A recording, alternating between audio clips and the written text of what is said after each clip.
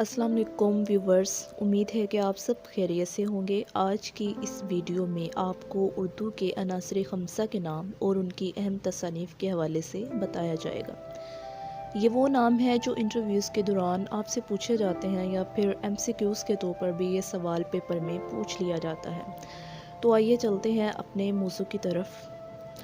मेहदी अफ़ादी वो अदीब हैं जिन्होंने सबसे पहले सर सैयद अहमद ख़ान, अल्ताफ़ हुसैन हाली, मौलवी नज़ीर अहमद, मौलवी शिबली नुमानी और मौलाना मोहम्मद हुसैन आज़ाद के हवाले से इस इस्तिलाह को वज़ा किया। आइए जानते हैं कि इन शख्सियात के लिए उर्दू के अनासर खमसा की इस्तिलाह क्यों वज़ा की गई। सबसे पहले हम बात करेंगे सर सैयद अहमद ख़ान के बारे में। सर सैयद अहमद ख़ान सर सैयद अहमद ख़ान 17 अक्टूबर 1817 को दिल्ली में पैदा हुए और 27 मार्च 1898 को इनकी वफ़ात हुई। अगर देखा जाए तो सर सैयद अहमद ख़ान वो